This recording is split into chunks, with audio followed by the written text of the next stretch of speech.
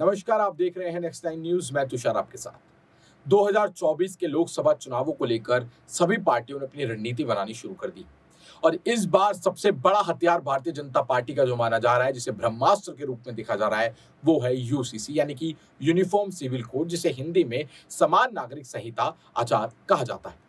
आपको बता दें कि जिस तरीके से यहाँ पर भारतीय जनता पार्टी ने अपना जब 2014 में जब वो भारत की राजनीति में बड़े स्तर पर उतर रही थी, तो अपने मैनिफेस्टो में उन्होंने 3 सबसे बड़े वादे किए थे। पहला था राम मंदिर, जो पूरा हो चुका है।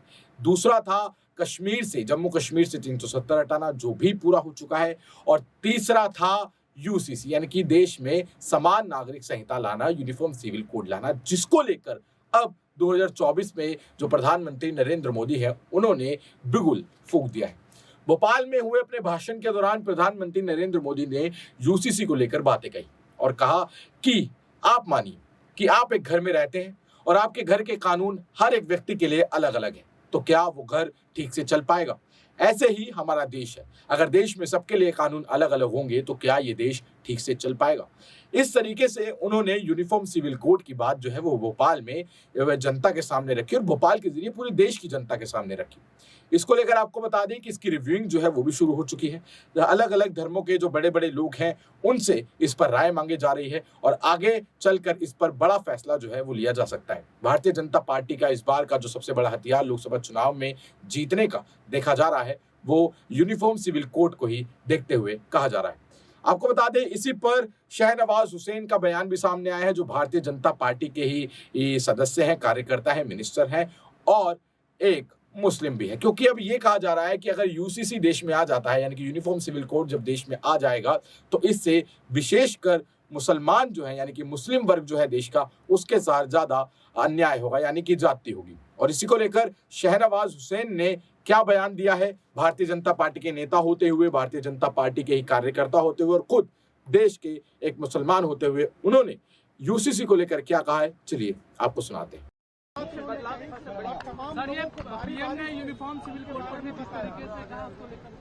देखिए, प्रधानमंत्री जी ने साफ कहा है कि जो ट्रिपल तलाक को उन्होंने खत्म किया और कई देशों ने खत्म किया। यूनिफॉर्म सिविल कोड के बारे में यही कहा है कि कानून देश में सबके लिए बराबर हो, ये भारत का संविधान भी कहता है। तो ये कहा है, किसी की पूजा पद्धति में इंटरफेयर थोड़ी कहा है कि अधिकार तो सबके लिए बराबर ही होने चाहिए। फिर जो गरीब मुसलमान हैं, पसमानदा, जिनको बैकवर्ड मुस्लिम हैं, उनकी भी चिंता हम लोग करते हैं, करेंगे। इस बात की भी बात कही है। खास तौर पे भ्रष्टाचारियों का जो गठबंधन है, उस पर इशारा किया है। इतने दल इकट्ठे हुए, अगर सबका खाता देने लगते तो बहुत से लोग पूरे शाम हो जाती। कुछ दलों के भ्रष्टाचार को बता दिया है, आगे भी बताएंगे उनके बारे में। ऐसा नहीं है कि जिनके नाम का जिक्र नहीं किया उनको कोई क्लीन चिट मिल गया है, उसके बारे में भी। लेकिन 15 का खाता बताना है, इतना लंबा खाता है कि बताते बताते शाम हो जाए और शाम में बताएं तो सुबह हो जाए। विपक्षी पार्टियों के अलग अलग बोल है। ममता बनर्जी और कांग्रेस आमने सामने। ममता बनर्जी कह रही है कि कांग्रेस बीजेपी का सपोर्ट कर रही है। अरे, ममता बनर्जी तो कांग्रेस को ही से निकलकर कांग्रेस से की बागी है पुरानी। कांग्रेस को छोड़कर ही तो वो यहाँ पहुंची है, तो उनके बोल एक कैसे हो सकते हैं? पीछे गाड़ी आ रही है, आप लोगों को दबा सकती है। रुक जाइए, साइड दीजिए उनको।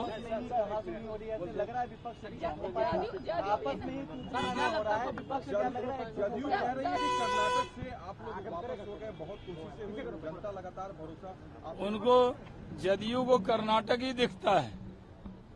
वहां पर भी एक जनता दल सेकुलर नाम का पार्टी था और वो इन्हीं लोगों का पुराना ब्रांच है, वो भी हारा है। कांग्रेस भी, अगर कांग्रेस पार्टी वहां जीत गई है तो उस पर अगर ये इतना इतरा रहे हैं तो लोकसभा के चुनाव में खुश होते रहे, खूब पार्टी करते रहे, कोई फर्क पड़ने वाला नहीं। विजय चौधरी ने कहा कि आजादी के बाद सबसे ज्यादा केंद्रीय एजेंसियों का दुरुपयोग हुआ है। आप बीमार हो गए थे? वित्त मंत्री कह रहे हैं कि वित्त मंत्री कह रहे हैं कि सबसे ज्यादा दुरुपयोग आजादी के बाद इस सरकार में हुई है केंद्रीय एजेंसियों का।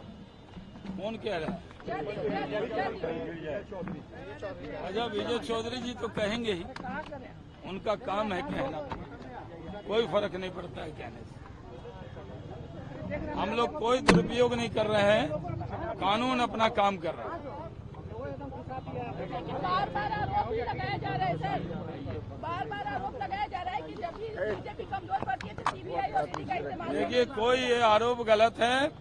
देश के सब लोग साथ हैं, यहाँ तक के जिन नाम पर ये भरोसा करते थे, सेकुलरिज्म का वर्ड जो था, सबसे ज्यादा नुकसान तो भारत के मुसलमानों का सेकुलर वर्ड से ही हुआ। सेकुलरिज्म के नाम पर सारे भ्रष्टाचारी एक हो जाते थे।